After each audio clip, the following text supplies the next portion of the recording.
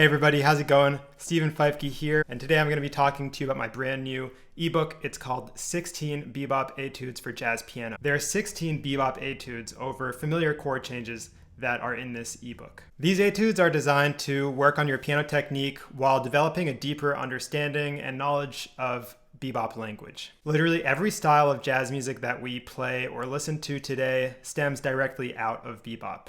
In other words, bebop language is modern language. So first things first, what is bebop? Merriam-Webster dictionary defines bebop as a fast and complex style of jazz music. Okay, so on the one hand, that feels like a pretty good characteristic of the music, but on the other hand, that definition is totally devoid of any history, any substance, and really any feeling whatsoever. When I listen to bebop or when I play bebop, I hear excitement, spontaneity, unpredictability. These are the things that I love about playing improvised music. Okay, so let's take a quick dive into the history of bebop. Okay, so pre-1940s in America, the most popular style of jazz music was coming out of the swing era, and it resulted in the big band era. So the biggest difference between the big band era and bebop is the size of the ensemble. Obviously, there's not as much freedom when you're playing in a big band. There's a lot of parts that are written out for each and every member of the ensemble. Whereas in bebop, you have a lot of freedom and individuality from every musician playing in the ensemble, and that's what results in that spontaneity, that excitement, that unpredictability of everybody playing together. Okay, so bebop was developed or invented, or whatever word you want to use, at Minton's in Harlem by artists like Charlie Parker, Dizzy Gillespie, Bud Powell, Thelonious Monk, Mary Lou Williams. I mean, the list just goes on and on and on. These men and women are my heroes. I literally would not be here talking to you today without them, without their contributions to the world, without their contributions to the music. The absolute best thing that you can do to develop your bebop musicianship or your musicianship in general is to listen to and transcribe the great masters of this music. These etudes are meant to be a supplement, not a replacement. They're meant to help add bebop language to your growing vocabulary. There's nothing that can replace the process of listening to the recordings, singing along with the recordings, and just really diving deep into the music. Okay, so let's play through one of these etudes together. As I said before, there are 16 bebop etudes in this PDF download. This one is called All the Things You're Not. I'm going to play through it for you now, and then I'm going to walk you through how I would practice this. And again, if you want to follow along with the sheet music, just click the video link in the description below.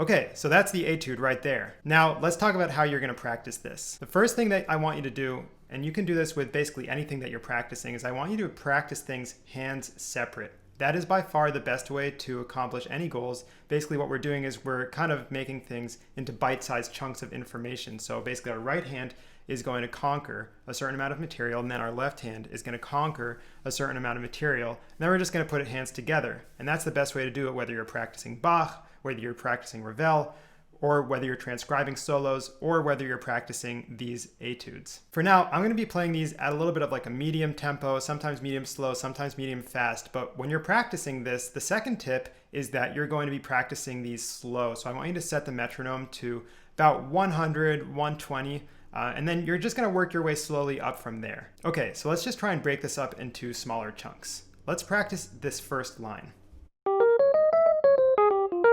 Just that much. Now let's practice it with our left hand.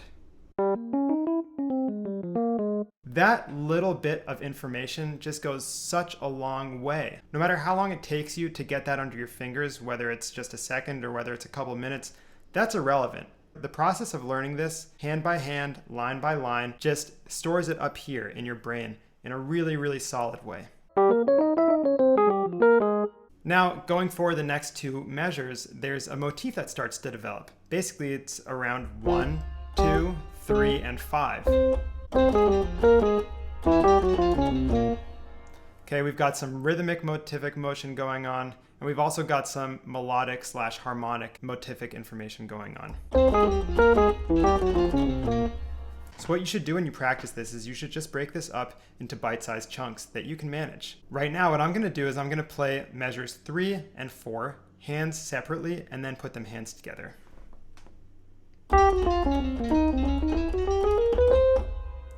That's it. Now left hand.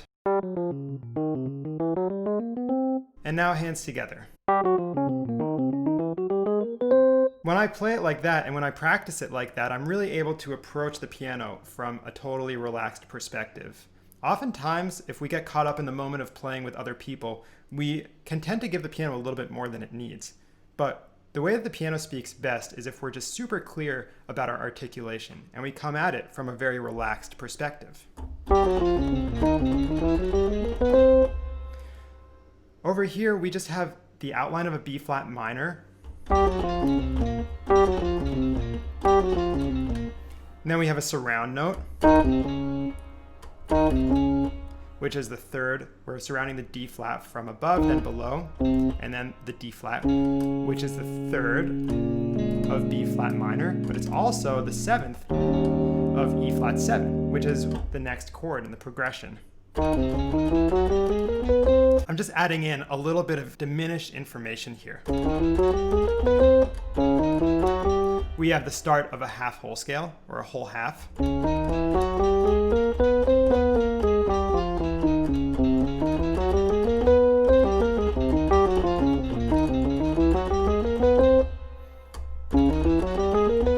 So I just would practice this over and over again until I get it.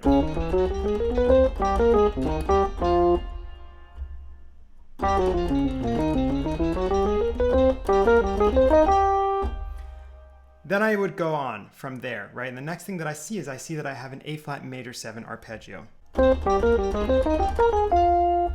So all I'm doing is I'm outlining the harmony here, right? I'm actually outlining directly the A flat major 7 chord, resolving with a little bit of a suspension on the D flat major.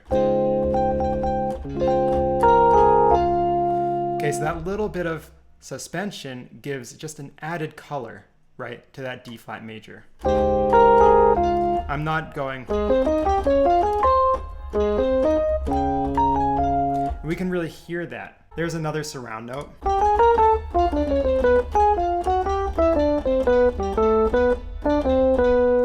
Maybe you know that song that I'm quoting. Back to outlining the chords. Now here we have a little bit of activity in the harmony.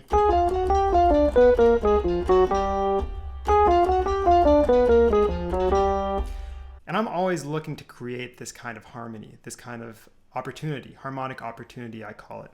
Basically, I'm surrounding this with a B flat 13 flat 9 sound. Right, that's our 7, that's our 3.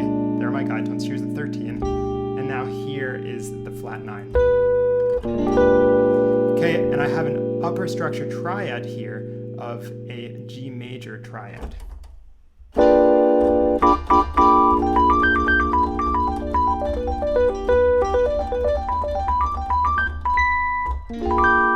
I started off this section by outlining. So on the third time, that's where I'm changing it up. Instead of going, I'm going. I'm outlining that G triad and I'm adding in an F, which is giving it that little tinge of like, that's obviously that F is the 5th of the B flat 7 chord. But it's also, if I add another note on top of the G triad, the upper structure triad, it kind of doubles as that as well.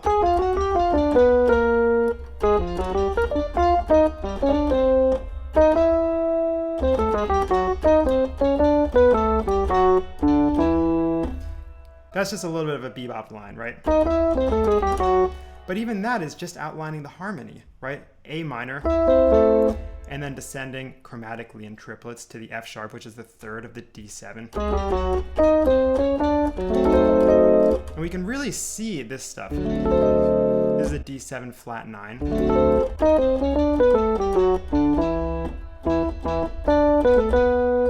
Okay, so that's the first two A sections of All the Things You're Not. If you want to dive a little bit deeper into the music, there are recordings of this etude and then all of the other 15 etudes in the book. So 16 recordings, 16 etudes total. Click on the link in the video description below for the PDF download, and happy shedding. See you guys later.